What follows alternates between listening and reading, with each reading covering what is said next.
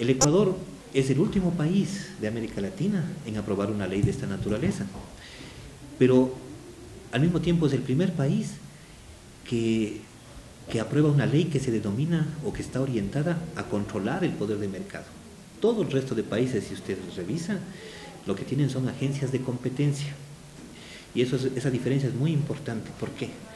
Porque el rato que un país aprueba una ley de competencia, lo que está diciendo es que su economía funciona más o menos como el modelo de libre mercado que se trabaja en la teoría económica, es decir, que no hay ninguna empresa que tenga mucha influencia para poder incidir en los precios o en las cantidades o en la diversidad de productos, que todos los consumidores o usuarios de los bienes están bien informados de que esos productos, las consecuencias que tiene el usar o el consumir esos productos, y que todas las externalidades, todos esos efectos adicionales que generan los procesos de producción están asumidos por el consumidor o por el productor. Esa es la idea de un modelo de competencia. El caso del Ecuador es distinto. El rato que hemos determinado una ley de regulación y control del mercado, de poder de mercado, lo que estamos diciendo es que nuestra economía no se ajusta a ese modelo, que más bien está caracterizado por estructuras monopólicas y oligopólicas, por altas concentraciones y barreras de entrada a los operadores económicos que impiden o generan exclusiones a muchas organizaciones. Y ahí viene lo que entiendo yo la parte medular de lo que les interesa a ustedes. En este momento América Latina y el mundo en general, los países, están enfrentados al desafío de conservar y ampliar sus capacidades productivas. Todos los países, todas las naciones, tenemos el reto de cómo garantizar que nuestras capacidades de producción de bienes o de servicios se mantengan, no sean sustituidos por bienes externos. ¿Por qué? Porque en la medida en que desarrollamos capacidades productivas, solamente así podemos garantizar empleo e ingresos a las personas. Entonces, esta ley, el rato que está diciendo vamos a controlar el poder de mercado, estamos diciendo vamos a controlar las decisiones de los grandes operadores económicos, de las grandes empresas, decisiones que pueden estar limitando o destruyendo las capacidades de producción de nuestro pueblo. ¿Solo los extranjeros son monopolios aquí en el Ecuador? No. La ley es clarísima, o sea, son operadores económicos o empresas nacionales, extranjeras. Pero de lo que ustedes han podido ver aquí en el país, ¿qué es lo que han podido ver? No, hay empresas nacionales y empresas, por supuesto, filiales extranjeras, ¿no?, que son las que más inciden en la economía ecuatoriana. Pero el problema está no tanto, la ley no critica el que existan estas empresas. Lo que está cuestionando o lo que está dirigiendo son las decisiones que producen esas empresas. Esas decisiones nosotros tenemos que controlar de que no afecten o no destruyan las capacidades de producción que tiene nuestra población, sino que más bien promuevan o amplíen esas posibilidades de producción. Y ahí viene el beneficio de esta ley. O sea, que si nosotros hacemos un buen trabajo, si esta superintendencia hace un trabajo adecuado, entonces, ¿qué significa? Que los pequeños, los medianos, los microempresarios van a tener más posibilidades de producir, de participar en flujos económicos mucho más dinámicos que les garanticen mejores ingresos, ¿no es cierto?, mejores condiciones de trabajo. Y eso es uno de los beneficios que esperamos.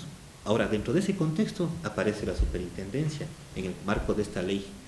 Esta ley lo que está buscando es que esta superintendencia justamente controle esas decisiones que toman las grandes empresas, ya sean nacionales o extranjeras, públicas o privadas, con fines de lucro, sin fines de lucro, como dice la ley, para que en lugar de estar provocando potenciales daños, ¿no es cierto?, o previniendo potenciales daños, nosotros decimos esto sí es aceptable, esto no es aceptable.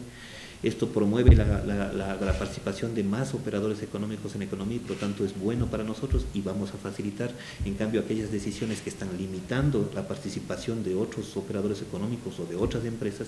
Entonces tenemos que tratar de evitar que se produzcan esas decisiones o prohibir o eliminar esas decisiones. ¿Evitar cómo, economista? ¿Cuáles son las atribuciones o los alcances que tienen ustedes como institución?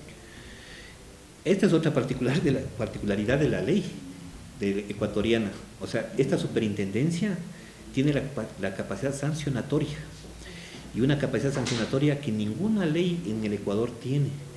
nosotros podemos alcanzar, esta superintendencia puede sancionar a una empresa hasta con el 12% de las ventas de su año fiscal anterior. Imagínense lo que es el que le afecten hasta con el 12%. Muchas empresas podrían estar en serias dificultades económicas si pasa eso, o sea, estarían casi anuladas de la economía. Entonces, nuestro poder es bastante grande, pero claro, la política nuestra, y creo que también la del gobierno que compartimos, no es tanto utilizar esta ley como una fuente de control y castigo, sino como una fuente de nueva cultura económica en la que, acuérdense, la Constitución a lo que nos manda. La Constitución nos dice que tenemos que construir un sistema económico social, solidario y sostenible. El que tengamos o queramos construir un sistema económico social significa que todas las condiciones de vida de nuestro pueblo y de los habitantes que tiene el país nuestro tienen que preocuparnos a todos, y que los empresarios tienen la responsabilidad justamente de garantizar en la medida de sus posibilidades esas condiciones de vida adecuadas, ¿no es cierto? Que sea solidario significa que tenemos que tener conciencia que nuestras decisiones pueden estar afectando o dañando a otros, y que es nuestra responsabilidad tratar de evitar esos daños. ¿Cuáles son las acciones que puede hacer una empresa para dañar a otros? ¿Cuáles, por ejemplo, podrían ser esas acciones?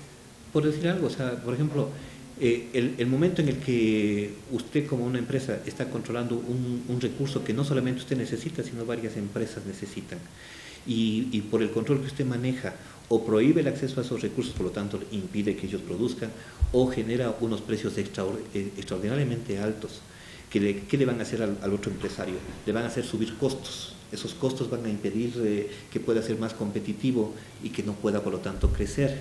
Al trato de no crecer, entonces tampoco puede generar demandas de empleo, y tampoco puede generarse como fuente de ingreso para la población, ¿no es cierto? Entonces, eso estaría dentro del marco de los abusos. Pueden estarse también dañando en el rato que hay empresas que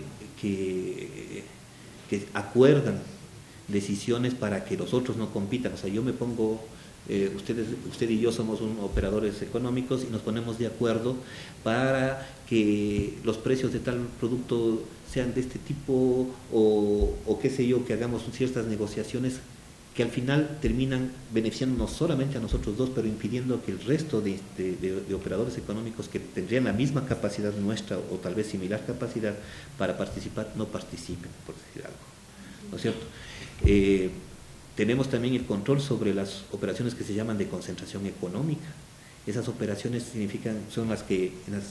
básicamente son las que se llaman fusiones, es decir, yo compro otras empresas, pero al comprar otras empresas yo puedo controlar un margen, un porcentaje muy importante del mercado, y por lo tanto tener capacidad de influir en los precios, en las cantidades que yo puedo ofrecer a la población, o en la diversidad de productos que yo puedo ofertar. Es directo monopolio.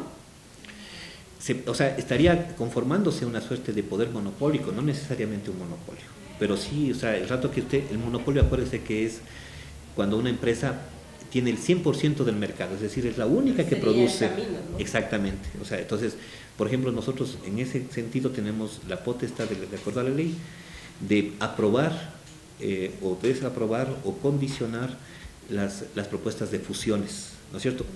Y esa es una actividad de prevención, en la medida en la que usted está diciendo, o sea, correctamente, o sea, en la medida en que nosotros vemos que si puede emerger un monopolio que sea dañino justamente a las capacidades productivas o a los intereses u objetivos sociales y económicos de nuestro país, ese rato la superintendencia puede decir, no se da paso a esta fusión, ¿no? Economista, usted en un inicio me decía que la ley fue precisamente necesaria por el alto nivel de concentración que se pudo iniciar aquí en el país. ¿Tienen ustedes cifras, datos de cómo está esa situación, cómo estuvo cuando se creó la ley? La mayor fuente de información tenemos en el censo del 2010, que le da cuenta en la gran mayoría de sectores económicos ecuatorianos, generalmente usted va a encontrar que 2, 3, 4, hasta 5 empresas gobiernan o controlan un porcentaje mayoritario de más del 50% del sector, digamos. Eso, o sea, toda la economía ecuatoriana tiene un alto nivel de concentración. Eso le podemos facilitar, por supuesto, alguna información que tenemos de resumen en cuanto a eso. Se ve en los sectores de alimentos, en sectores automotrices, en la gran mayoría de las industrias. O sea, ¿qué es malo esto? Las concentraciones no necesariamente es inadecuado, o sea, pero el rato que, o sea, el problema, lo que nos está diciendo la ley, es que si usted está participando en una concentración, si usted está teniendo poder económico, usted tiene que ser consciente que tiene responsabilidades sociales con el país, ¿no es cierto? Y también es esto, o sea, de que usted no puede estar limitando o dañando bajo el atributo de que usted tiene un poder de mercado, no puede estar generando daños a la capacidad productiva de un pueblo, ¿no es cierto? Es decir, lo malo empieza en el momento en el que yo empiezo a dañar a mi competencia. ¿Cómo se está investigando? Por las acciones. ¿Cómo se está investigando? Nosotros tenemos varias fases, ¿no es cierto? Ahorita estamos en un proceso de estudios. Después de eso el rato que hay estudios generales,